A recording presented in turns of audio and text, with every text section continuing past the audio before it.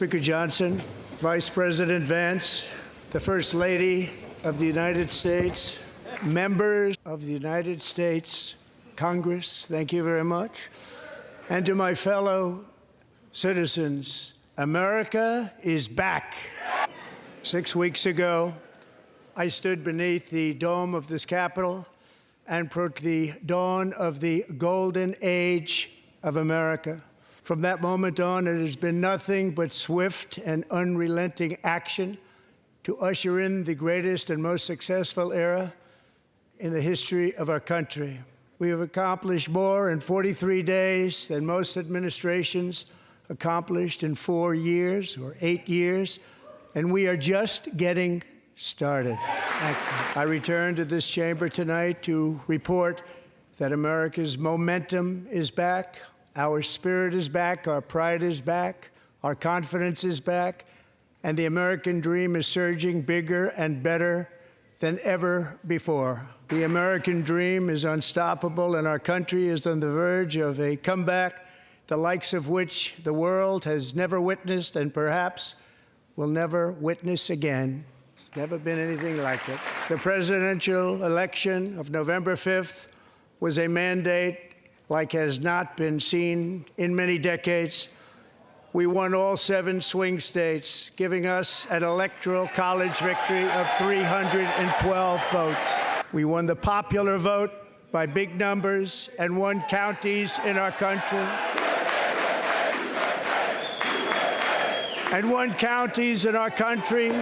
2,700 to 525 on a map that reads almost completely red for Republican.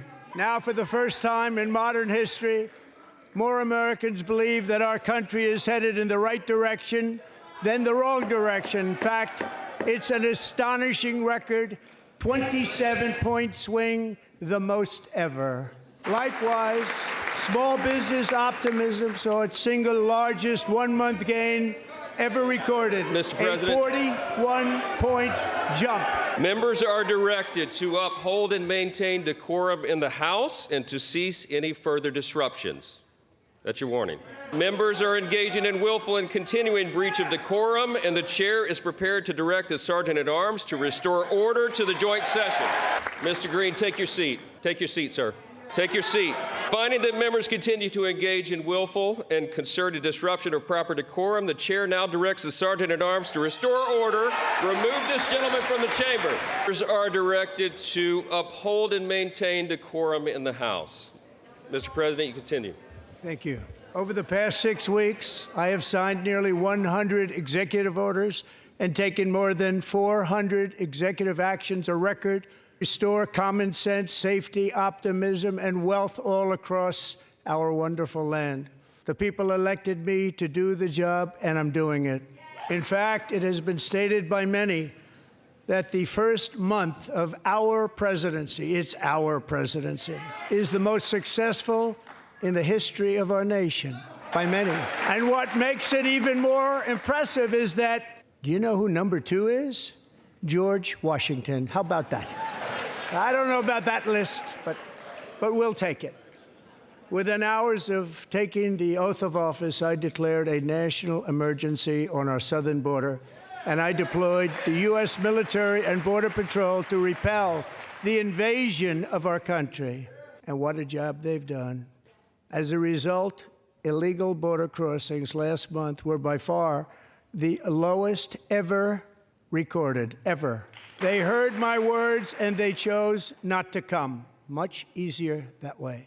In comparison, under Joe Biden, the worst president in American history, there were hundreds of thousands of illegal crossings a month, and virtually all of them, including murderers, drug dealers, gang members, and people from mental institutions and insane asylums, were released into our country. Who would want to do that?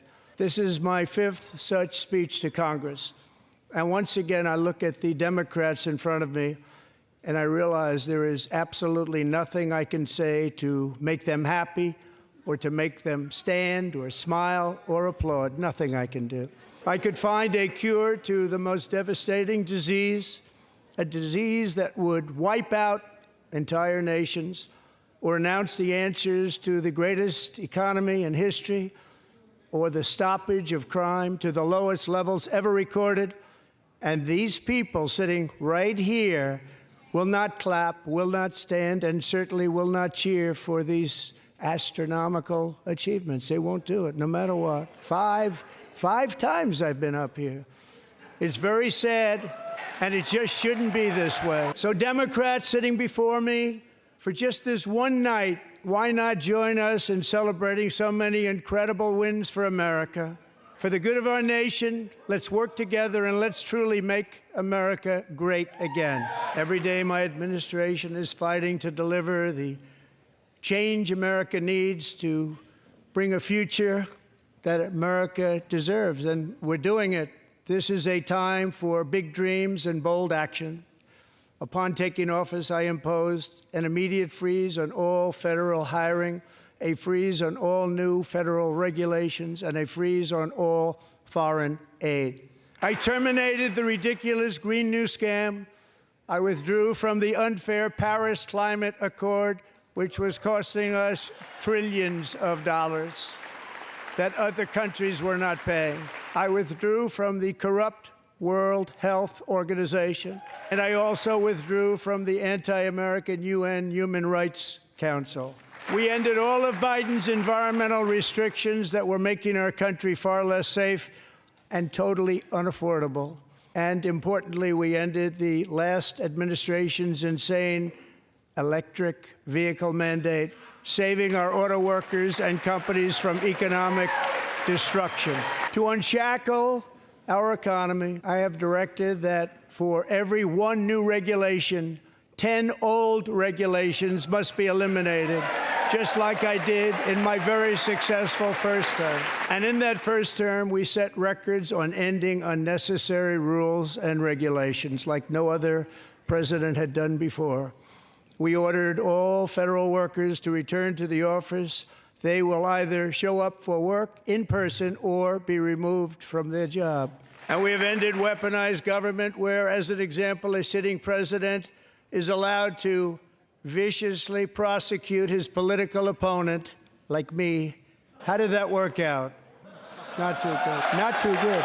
And I have stopped all government censorship and brought back free speech in America. It's back.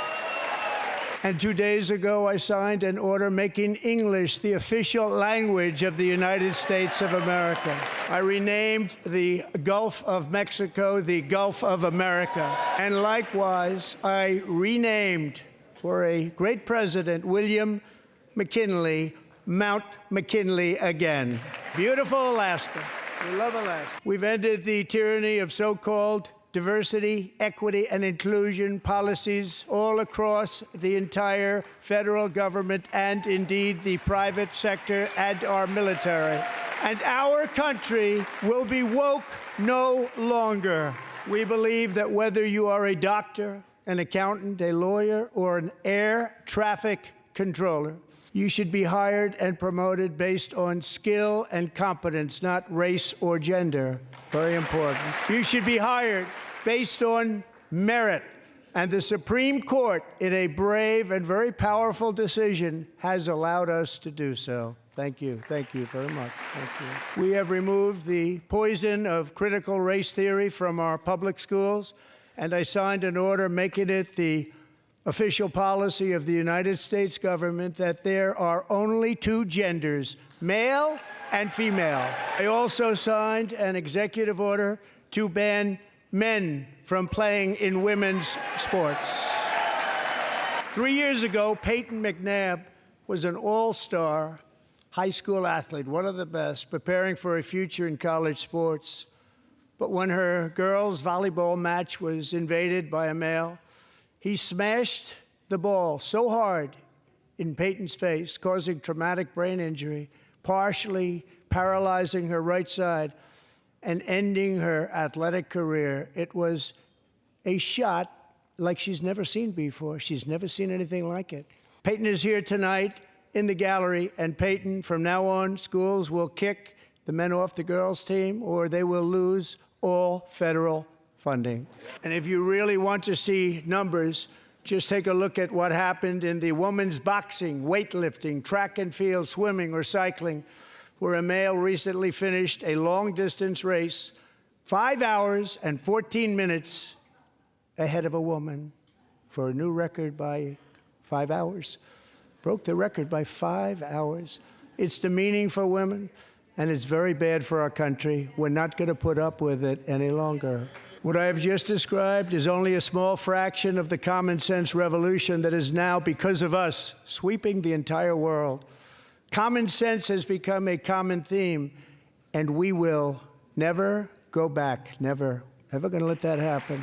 Among my very highest priorities is to rescue our economy and get dramatic and immediate relief to working families.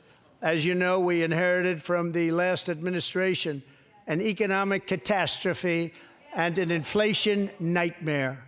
Their policies drove up energy prices, pushed up grocery costs, and drove the necessities of life out of reach for millions and millions of Americans. They've never had anything like it.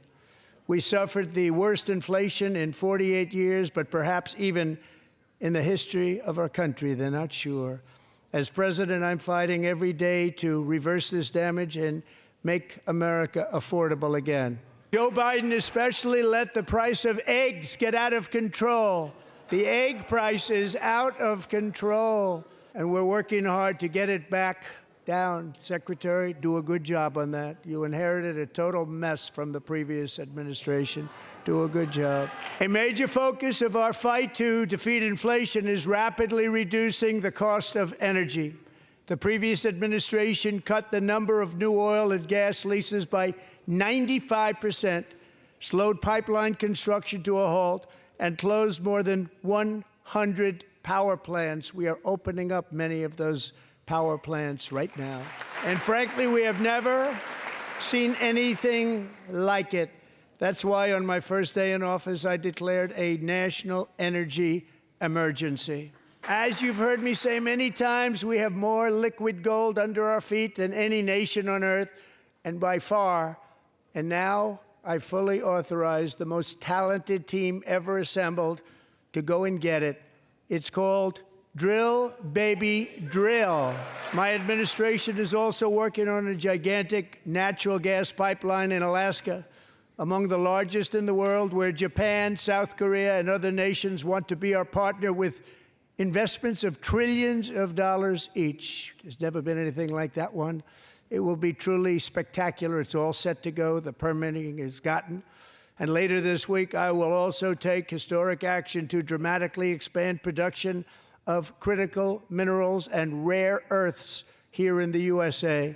To further combat inflation, we will not only be reducing the cost of energy, but will be ending the flagrant waste of taxpayer dollars. And to that end, I have created the brand new Department of Government Efficiency, DOGE. Perhaps you've heard of it.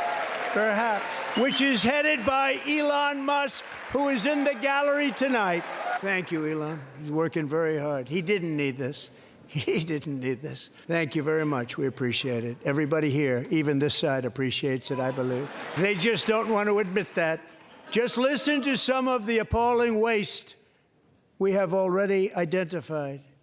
$22 billion from HHS to provide free housing and cars for illegal aliens. $45 million for diversity, equity, and inclusion scholarships in Burma. $40 million to improve the social and economic inclusion of sedentary migrants. Nobody knows what that is. $8 million to promote LQI+ in the African nation of Lesotho, which nobody has ever heard of. $60 million for indigenous peoples and Afro-Colombian empowerment in Central America. $60 million. $8 million for making mice transgender. This is real. $32 million for a left-wing propaganda operation in Moldova. $10 million for male circumcision in Mozambique. $20 million for the Arab Sesame Street in the Middle East. It's a program. $20 million for a program. $1.9 billion to recently created Decarbonization of Homes Committee, headed up, and we know she's involved. Just at the last moment, the money was passed over by a woman named Stacey Abrams. Have you ever heard of her? A $3.5 million consulting contract for lavish fish monitoring. $1.5 million for voter confidence in Liberia. $14 million for social cohesion in Mali. $59 million for illegal alien hotel rooms in New York City. He's a real estate developer. He's done very well. $250,000 to increase vegan local climate action innovation in Zambia. $42 million for social and behavior change in Uganda. $14 million for improving public procurement in Serbia. $47 million for improving learning outcomes in Asia. Asia's doing very well with learning. I don't know what we're doing. We should use it ourselves. And $101 million for DEI contracts at the Department of Education, the most ever paid, nothing even like it. Under the Trump administration, all of these scams, and they're far worse, but I didn't think it was appropriate to talk about them. They're so bad. Many more have been found out and exposed and swiftly terminated by a group of very intelligent, mostly young people, headed up by Elon, and we appreciate it. We found hundreds of billions of dollars of fraud. And we've taken back the money and reduced our debt to fight inflation and other things. Taken back a lot of that money. We got it just in time. This is just the beginning. The Government Accountability Office, a federal government office, has estimated annual fraud of over $500 billion in our nation, and we are working very hard to stop it. We're going to. We're also identifying shocking levels of incompetence and probable fraud in the Social Security program for our seniors, and that our seniors and people that we love rely on. Believe it or not, government databases list 4.7 million Social Security members from people aged 100 to 109 years old. It lists 3.6 million people from ages 110 to 119. I don't know any of them. I know some people that are rather elderly, but not quite that elderly.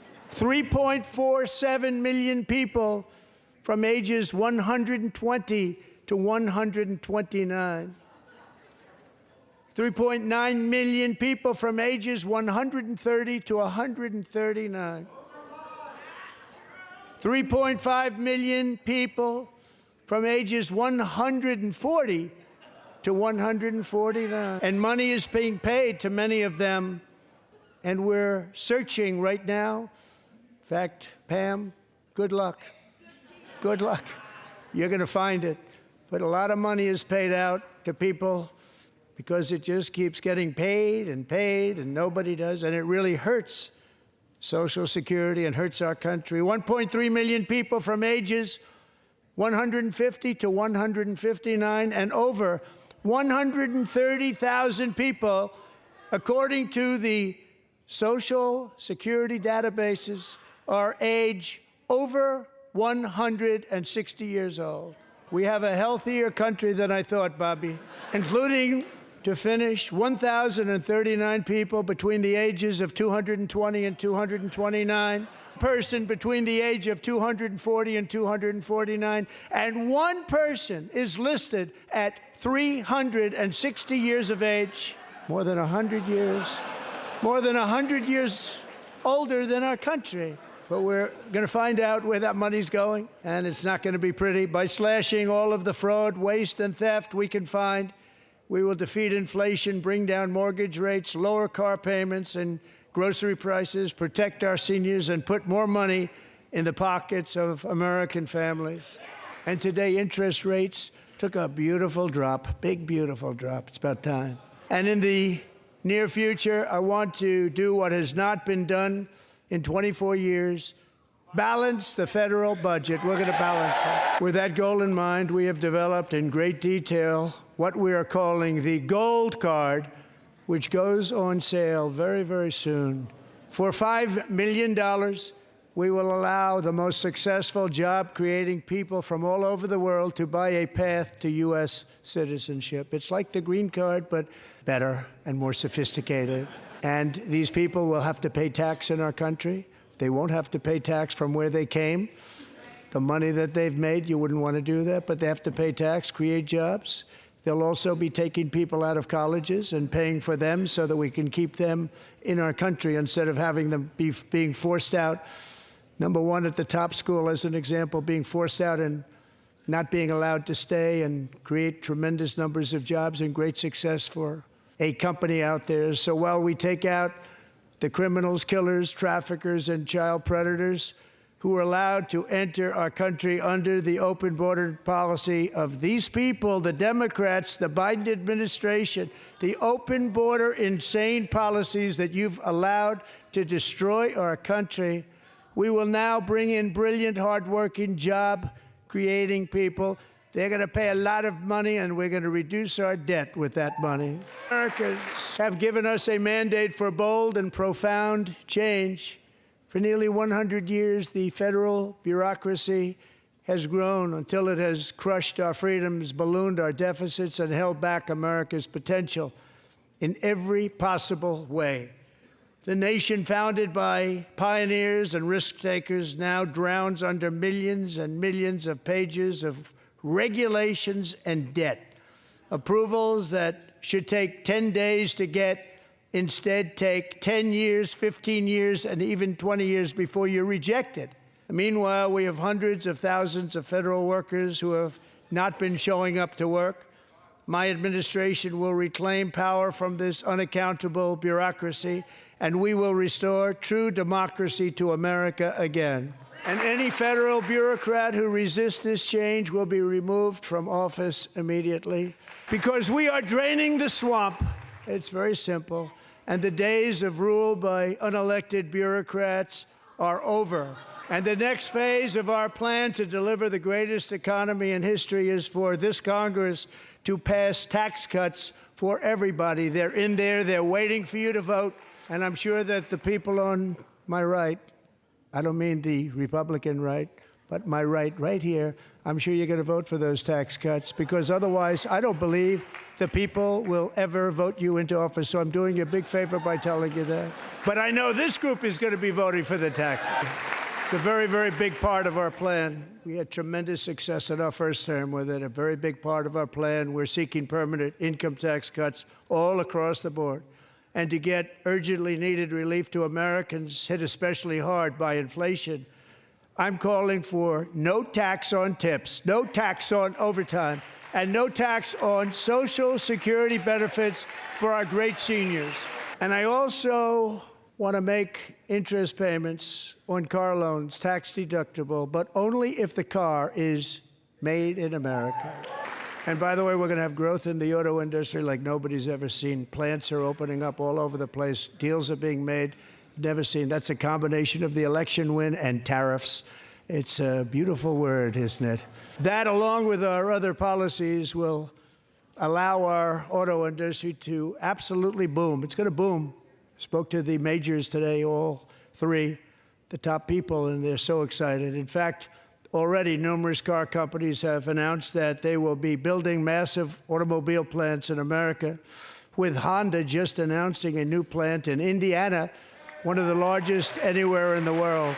And this has taken place since our great victory on November 5th, a date which will hopefully go down as one of the most important in the history of our country. In addition, as part of our tax cuts, we want to cut taxes on domestic production and all manufacturing. And just as we did before, we will provide 100% expensing. It will be retroactive to January 20th, 2025.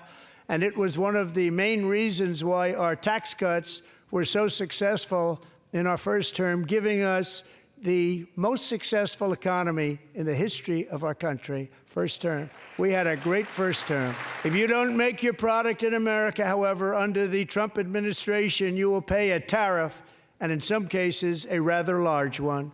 Other countries have used tariffs against us for decades, and now it's our turn to start using them against those other countries. On average, the European Union, China, Brazil, India, Mexico, and Canada. Have you heard of them? And countless other nations charge us tremendously higher tariffs than we charge them. It's very unfair. India charges us auto tariffs higher than 100%. China's average tariff on our products is twice what we charge them. And South Korea's average tariff is 4 times higher. Think of that, 4 times higher. And we give so much help militarily and in so many other ways to South Korea. But that's what happens. This is happening by friend and foe. This system is not fair to the United States and never was. And so on April 2nd, I wanted to make it April 1st, but I didn't want to be accused of April Fool's Day. That's not, just one day cost us a lot of money, but we're going to do it in April. I'm a very superstitious person. April 2nd, reciprocal tariffs kick in. And whatever they tariff us, other countries, we will tariff them. That's reciprocal, back and forth. Whatever they tax us, we will tax them. If they do non-monetary tariffs to keep us out of their market, then we will do non-monetary barriers to keep them out of our market. There's a lot of that, too. They don't even allow us in their market. We will take in trillions and trillions of dollars and create jobs like we have never seen before. I did it with China, and I did it with others, and the Biden administration couldn't do anything about it because there was so much money they couldn't do anything about it.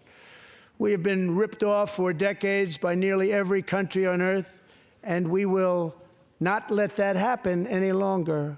Much has been said over the last 3 months about Mexico and Canada, but we have very large deficits with both of them. But even more importantly, they've allowed fentanyl to come into our country at levels never seen before, killing hundreds of thousands of our citizens and many very young, beautiful people, destroying families. Nobody's ever seen anything like it. They are, in effect, receiving subsidies of hundreds of billions of dollars. We pay subsidies to Canada and to Mexico of hundreds of billions of dollars, and the United States will not be doing that any longer. We're not going to do it any longer. Thanks to our America First policies we're putting into place, we have had $1.7 trillion of new investment in America in just the past few weeks. The combination of the election and our economic policies that people of SoftBank, one of the most brilliant anywhere in the world, announced a $200 billion investment. OpenAI and Oracle, Larry Ellison, announced $500 billion investment, which they wouldn't have done if Kamala had won. Apple announced $500 billion investment. Tim Cook called me. He said, I cannot spend it fast enough. It's going to be much higher than that, I believe. They'll be building their plants here instead of in China. And just yesterday, Taiwan Semiconductor, the biggest in the world, most powerful in the world, has a tremendous amount, 97% of the market, announced a $165 billion investment to build the most powerful chips on earth right here in the USA. And we're not giving them any money. Your CHIPS Act is a horrible, horrible thing. We give hundreds of billions of dollars, and it doesn't mean a thing. They take our money and they don't spend it. All that meant to them, we're giving them no money. All that was important to them was they didn't want to pay the tariffs, so they came and they're building, and many other companies are coming. We don't have to give them money. We just want to protect our businesses and our people, and they will come because they won't have to pay tariffs if they build in America. So it's very amazing. You should get rid of the CHIP Act, and whatever's left over, Mr. Speaker, you should use it to reduce debt or any other reason you want to. Our new trade policy will also be great for the American farmer. I love the farmer, who will now be selling into our home market, the USA, because nobody is going to be able to compete with you, because those goods that come in from other countries and companies, they're really in a bad position in so many different ways. They're uninspected. They may be very dirty and disgusting, and they come in and they pour in, and they hurt our American farmers. The tariffs will go on agricultural product coming into America, and our farmers, starting on April 2nd, It may be a little bit of an adjustment period. We had that before when I made the deal with China, $50 billion of purchases, and I said, just bear with me, and they did. They did. Probably have to bear with me again, and this will be even better. That was great. The problem with it was that Biden didn't enforce it. He didn't enforce it. $50 billion of purchases, and we were doing great, but Biden did not enforce it, and it hurt our farmers. But our farmers are going to have a field day right now. So to our farmers, have a lot of fun. I love you too. I love you too. It's all going to happen. And I have also imposed a 25% tariff on foreign aluminum, copper, lumber, and steel, because if we don't have, as an example, steel and lots of other things, we don't have a military, and frankly, we just won't have a country very long. Here today is a proud American steelworker, fantastic person from Decatur, Alabama.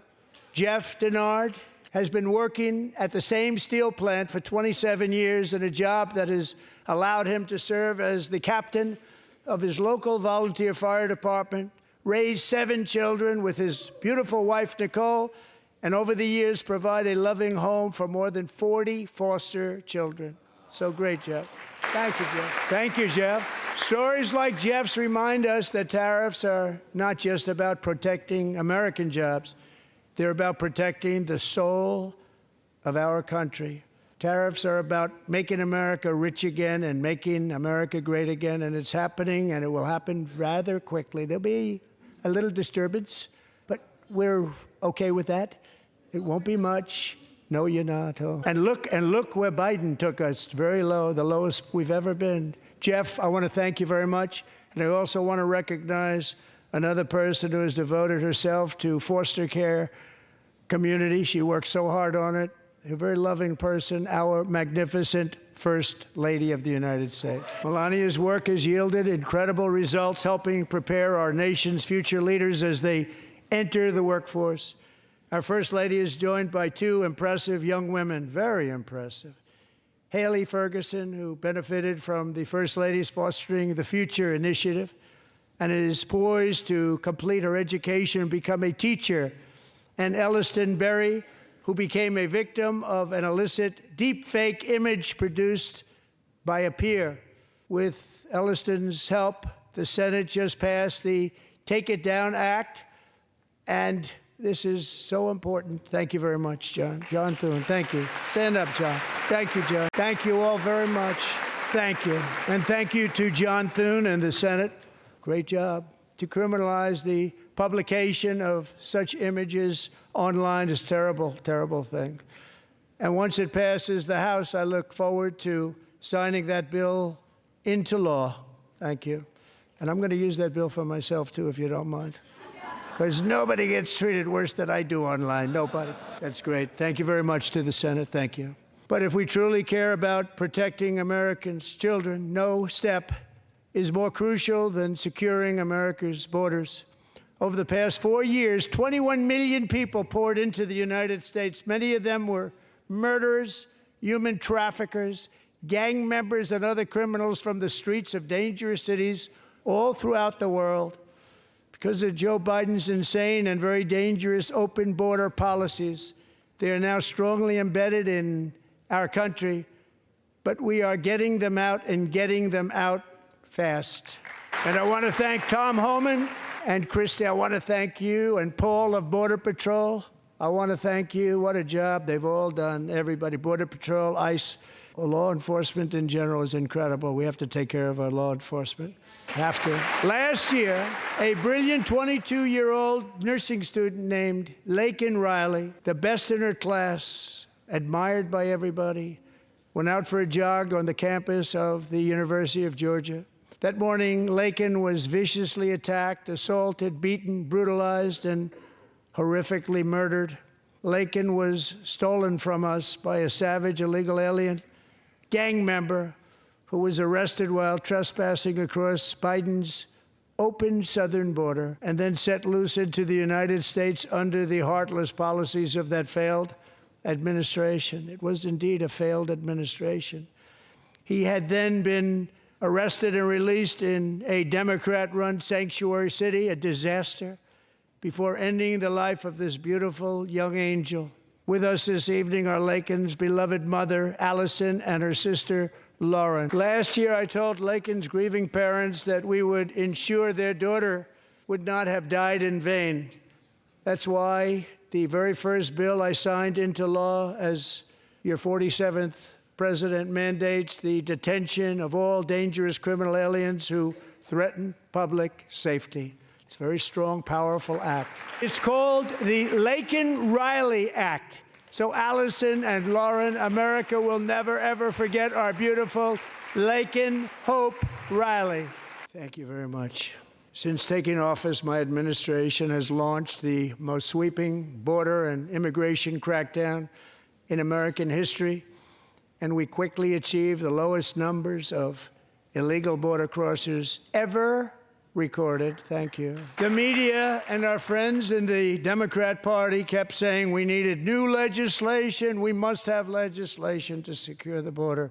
But it turned out that all we really needed was a new president. Thank you. Joe Biden didn't just open our borders. He flew illegal aliens over them to overwhelm our schools, hospitals, and communities throughout the country. Entire towns like Aurora, Colorado, and Springfield, Ohio, buckled under the weight of the migrant occupation and corruption like nobody's ever seen before. Beautiful towns destroyed. Now, just as I promised in my inaugural address, we are achieving the great liberation of America. But there still is much work to be done. Here tonight is a woman I have gotten to know, Alexis Nungair from Easton. Wonderful woman. Last June, Alexis's 12-year-old daughter, her precious Jocelyn, walked to a nearby convenience store. She was kidnapped, tied up, assaulted for 2 hours under a bridge, and horrifically murdered.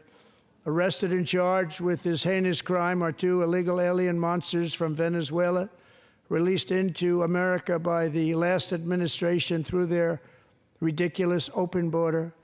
The death of this beautiful 12-year-old girl and the agony of her mother and family touched our entire nation greatly.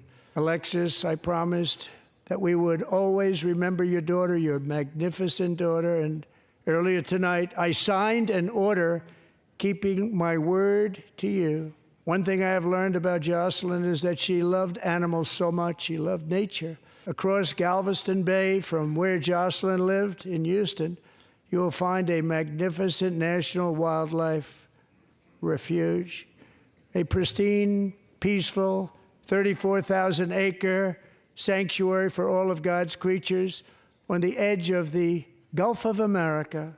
Alexis, moments ago, I formally renamed that refuge in loving memory of your beautiful daughter, Jocelyn. So, Mr. Vice President, if you would, may I have the order? Thank you very much. All 3 savages charged with Jocelyn and Laken's murders were members of the Venezuelan prison gang, the toughest gang, they say, in the world, known as Tren de Aragua. 2 weeks ago, I officially designated this gang, along with MS-13 and the bloodthirsty Mexican drug cartels, as foreign terrorist organizations. They are now officially in the same category as ISIS, and that's not good for them. Countless thousands of these terrorists were welcomed into the U.S. by the Biden administration. But now every last one will be rounded up and forcibly removed from our country, or, if they're too dangerous, put in jails, standing trial in this country, because we don't want them to come back ever. With us this evening is a warrior on the front lines of that battle, Border Patrol Agent Roberto Ortiz. Great guy. In January, Roberto and another agent were patrolling by the Rio Grande near an area known as Cartel Island. Doesn't sound too nice to me. When heavily armed gunmen started shooting at them, Roberto saw that his partner was totally exposed, at great danger, and he leapt into action, returning fire and providing crucial seconds for his fellow agent to seek safety, just barely. I have some of the prints of that event, and it was not good. Agent Ortiz, we salute you for your great courage and for your line of fire that you took and for the bravery that you showed. We honor you, and we will always honor you. Thank you, Roberto, very much. Thank you, Roberto. And I actually got to know him on my many calls to the border. He's a great, great gentleman. The territory to the immediate south of our border is now dominated entirely by criminal cartels that murder, rape, torture, and exercise total control. They have total control over a whole nation, posing a grave threat to our national security. The cartels are waging war in America, and it's time for America to wage war on the cartels, which we are doing. 5 nights ago, Mexican authorities, because of our tariff policies being imposed on them, think of this, handed over to us 29 of the biggest cartel leaders in their country. That has never happened before. They want to make us happy. First time ever. But we need Mexico and Canada to do much more than they've done, and they have to stop the fentanyl and drugs pouring into the USA. They're going to stop it. I have sent Congress a detailed funding request laying out exactly how we will eliminate these threats to protect our homeland and complete the largest deportation operation in American history, larger even than current record holder President Dwight D. Eisenhower, a moderate man, but someone who believed very strongly in borders. Americans expect Congress to send me this funding without delay so I can sign it into law. So, Mr. Speaker, John Thune, both of you, I hope you're going to be able to do that, Mr. Speaker. Thank you. Mr. Leader, thank you. Thank you very much. And let's get it to me. I'll sign it so fast, you won't even believe it. And as we reclaim our sovereignty, we must also bring back law and order to our cities and towns. In recent years, our justice system has been turned upside down by radical left lunatics. Many jurisdictions virtually ceased enforcing the law against dangerous repeat offenders while weaponizing law enforcement against political opponents like me. My administration has acted swiftly and decisively to restore fair, equal, and impartial justice under the constitutional rule of law, starting at the FBI and the DOJ. Pam, good luck. Cash, wherever you may be, good luck. Good luck. Pam Bond, good luck. So important. Going to do a great job. Cash, thank you. Thank you, Cash. They've already started very strong. They're going to do a fantastic job. You're going to be very proud of them. We're also once again giving our police officers the support, protection, and respect they so dearly deserve. They have to get it. They have such a hard, dangerous job, but we're going to make it less dangerous. The problem is the bad guys don't respect the law, but they're starting to respect it, and they soon will respect it. This also includes our great fire departments throughout the country. Our firemen and women are unbelievable people, and we'll never forget them. And besides that, they voted for me in record numbers, so I have no choice. 1 year ago this month, 31-year-old New York police officer Jonathan Diller, unbelievably wonderful person and a great officer, was gunned down at a traffic stop on Long Island. I went to his funeral. The vicious criminal charged with his murder had 21 prior arrests, and they were rough arrests, too. He was a real bad one. The thug in the seat next to him had 14 prior arrests and went by the name of Killer. He was Killer. He killed other people, they say, a lot of them. I attended Officer Diller's service, and when I met his wife and one-year-old son, Ryan, it was very inspirational, actually. His widow's name is Stephanie, and she is here tonight. Stephanie, thank you very much, Stephanie. Thank you very much. Stephanie, we're going to make sure that Ryan knows his dad was a true hero, New York's finest, and we're going to get these cold-blooded killers and repeat offenders off our streets, so we're going to do it fast. Got to stop it. They get out with 28 arrests. They push people into subway trains. They hit people over the head, back of the head with baseball bats. We got to get them out of here. I've already signed an executive order requiring a mandatory death penalty for anyone who murders a police officer And tonight I'm asking Congress to pass that policy into permanent law. I'm also asking for a new crime bill getting tough on repeat offenders while enhancing protections for America's police officers so they can do their jobs without fear of their lives being totally destroyed. They don't want to be killed. We're not going to let them be killed. Joining us in the gallery tonight is a young man who truly loves our police. His name is DJ Daniel. He is 13 years old, and he has always dreamed of becoming a police officer. But in 2018, DJ was diagnosed with brain cancer. The doctors gave him 5 months at most to live. That was more than 6 years ago. Since that time, DJ and his dad have been on a quest to make his dream come true, and DJ has been sworn in as an honorary law enforcement officer, actually a number of times. The police love him, the police departments love him. And tonight, DJ, we're going to do you the biggest honor of them all. I am asking our new Secret Service Director, Sean Curran, to officially make you an agent of the United States Secret Service. Thank you, DJ. DJ's doctors believe his cancer likely came from a chemical he was exposed to when he was younger. Since 1975, rates of child cancer have increased by more than 40%. Reversing this trend is one of the top priorities for our new presidential commission to make America healthy again, chaired by our new Secretary of Health and Human Services, Robert F. Kennedy, Jr. With the name Kennedy, you would have thought everybody over here would have been cheering. How quickly they forget. Our goal is to get toxins out of our environment, poisons out of our food supply, and keep our children healthy and strong. As an example, not long ago, and you can't even believe these numbers, 1 in 10,000 children had autism, 1 in 10,000, and now it's 1 in 36. There's something wrong, 1 in 36, think of that. So we're going to find out what it is, and there's nobody better than Bobby and all of the people that are working with you. You have the best to figure out what is going on. Okay, Bobby, good luck. It's a very important job. Thank you. Thank you. My administration is also working to protect our children from toxic ideologies in our schools. A few years ago, January, Littlejohn and her husband discovered that their daughter's school had secretly socially transitioned their 13-year-old little girl.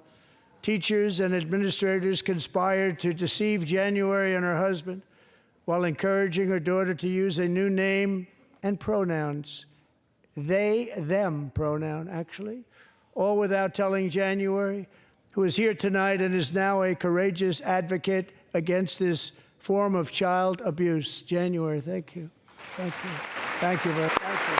Thank you. Stories like this are why, shortly after taking office, I signed an executive order banning public schools from indoctrinating our children with transgender ideology. I also signed an order to cut off all taxpayer funding to any institution that engages in the sexual mutilation of our youth. And now I want Congress to pass a bill permanently banning and criminalizing sex changes on children and forever ending the lie that any child is trapped in the wrong body.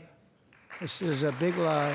And our message to every child in America is that you are perfect exactly the way God made you. Because we're getting wokeness out of our schools and out of our military, and it's already out, and it's out of our society. We don't want it.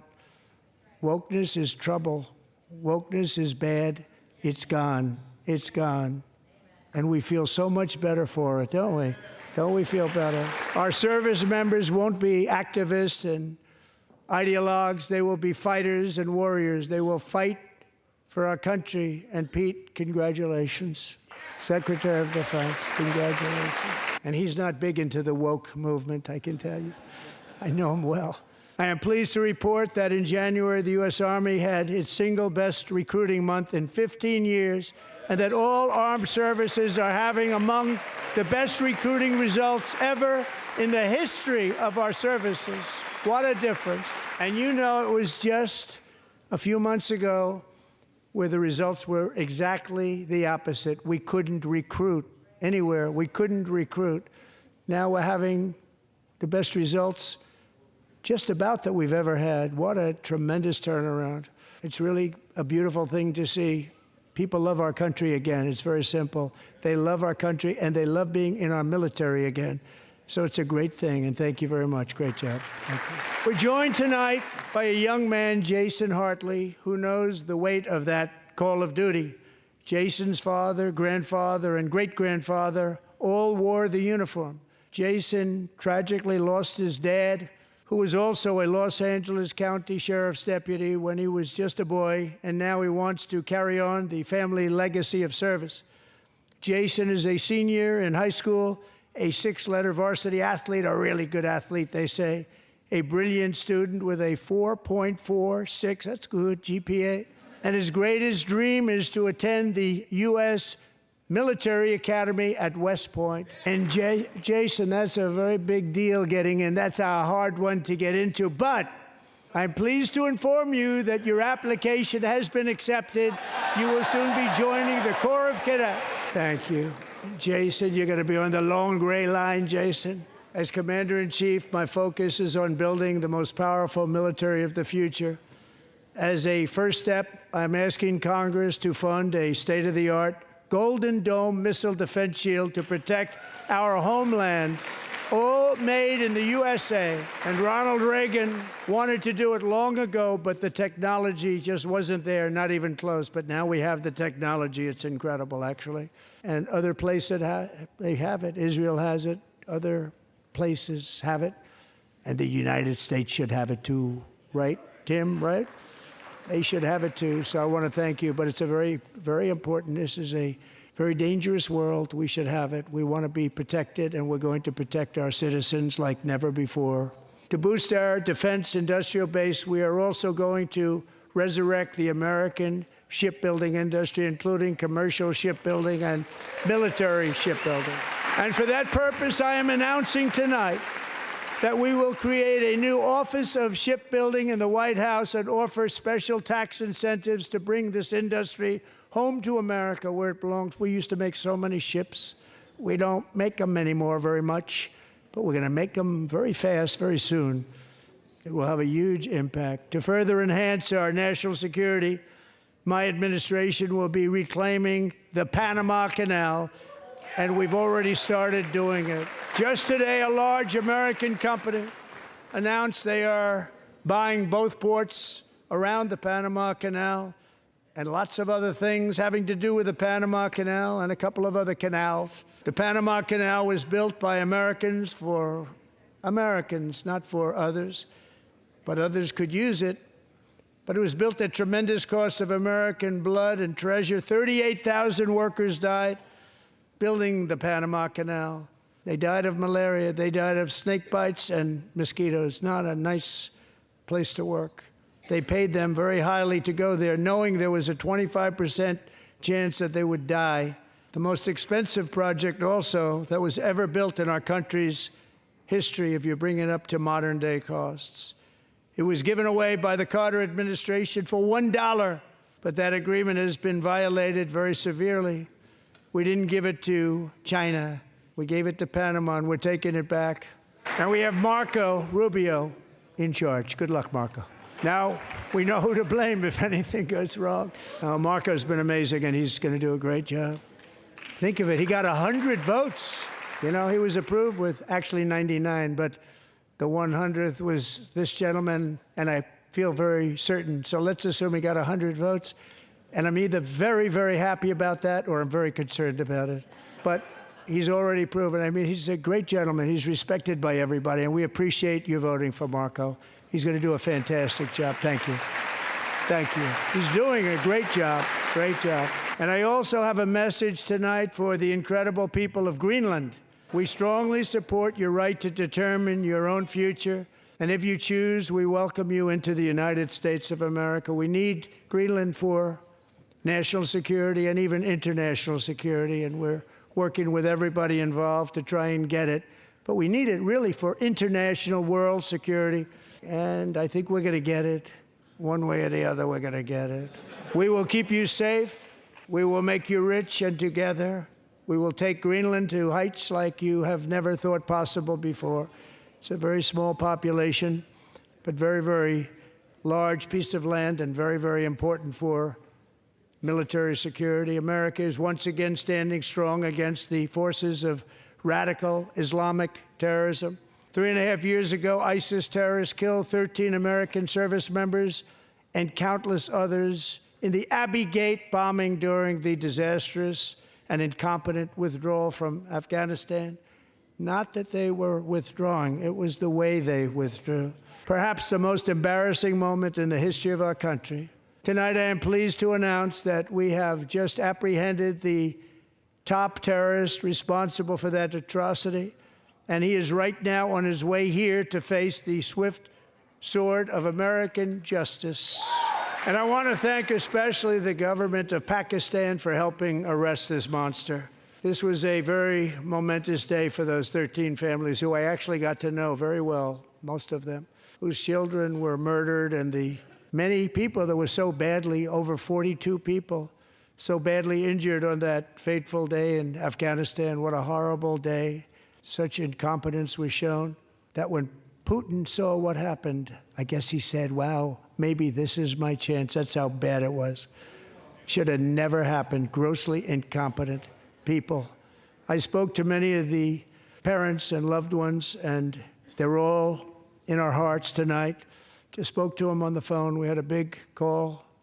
Every one of them called, and everybody was on the line, and they did nothing but cry with happiness. They were very happy, as happy as you can be under those circumstances. Their child, brother, sister, son, daughter was killed for no reason whatsoever.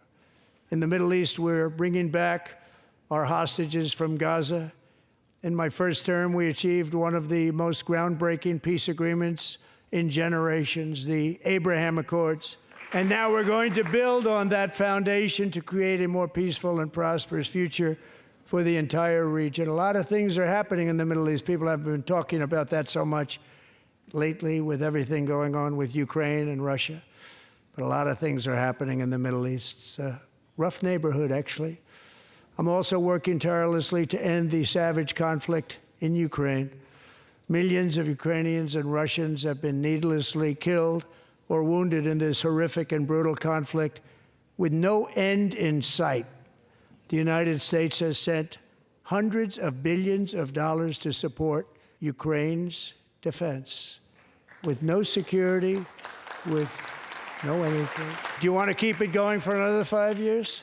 Yeah, you would say Pocahontas says yes. 2,000 people are being killed every single week. More than that. They're Russian young people. They're Ukrainian young people. They're not Americans, but I want it to stop. Meanwhile, Europe has sadly spent more money buying Russian oil and gas than they have spent on defending Ukraine, by far. Think of that. They've spent more buying Russian oil and gas than they have defending. And we've spent perhaps $350 billion, like taking candy from a baby. That's what happened. And they've spent $100 billion. What a difference that is. And we have an ocean separating us, and they don't. But we're getting along very well with them, and lots of good things are happening. Biden has authorized more money in this fight than Europe has spent by billions and billions of dollars. It's hard to believe that they wouldn't have stopped it and said, at some point, come on, let's equalize. You got to be equal to us. But that didn't happen. Earlier today, I received an important letter from President Zelensky of Ukraine. The letter reads, Ukraine is ready to come to the negotiating table as soon as possible to bring lasting peace closer. Nobody wants peace more than the Ukrainians, he said. My team and I stand ready to work under President Trump's strong leadership to get a peace that lasts. We do really value how much America has done to help Ukraine maintain its sovereignty and independence.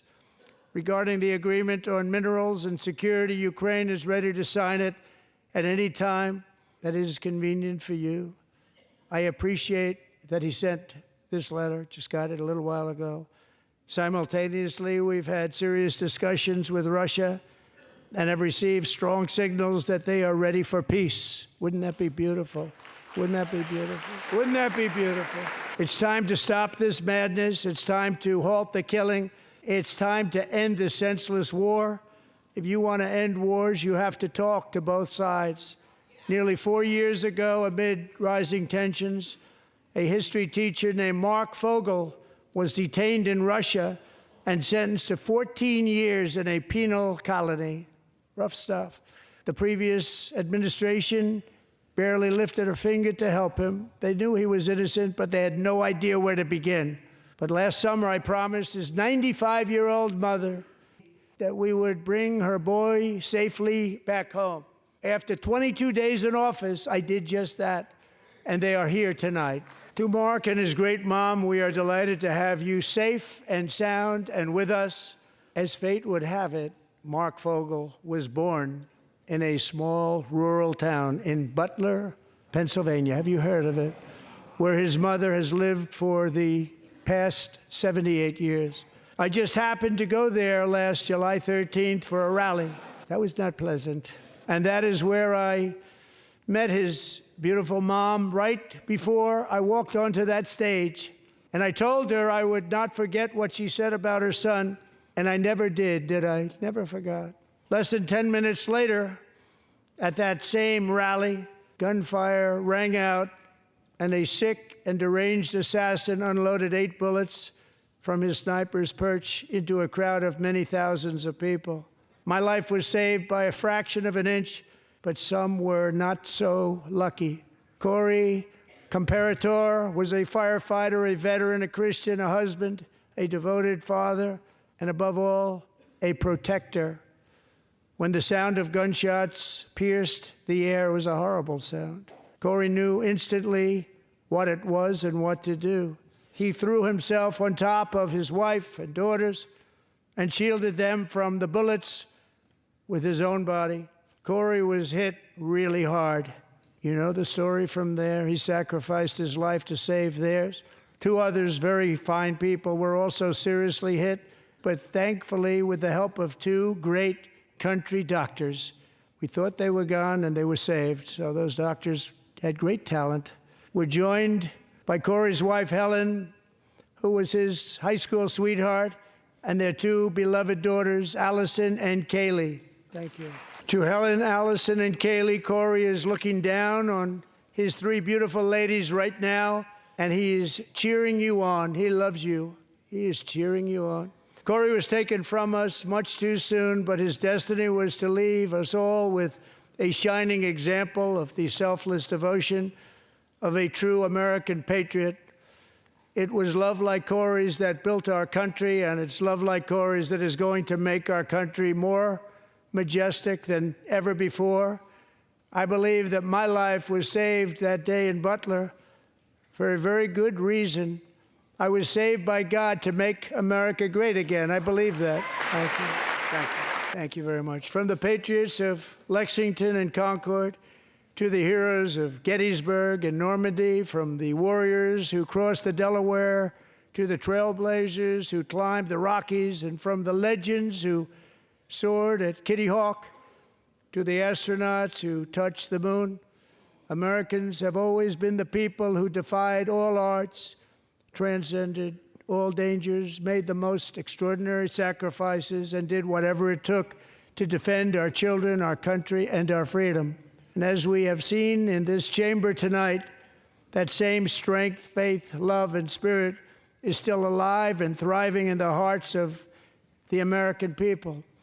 Despite the best efforts of those who would try to censor us, silence us, break us, destroy us, Americans are today a proud, free, sovereign, and independent nation that will always be free, and we will fight for it till death. We will never let anything happen to our beloved country, because we are a country of doers, dreamers, fighters, and survivors.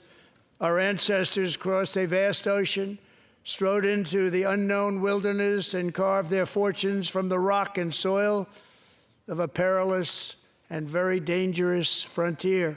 They chased our destiny across a boundless continent.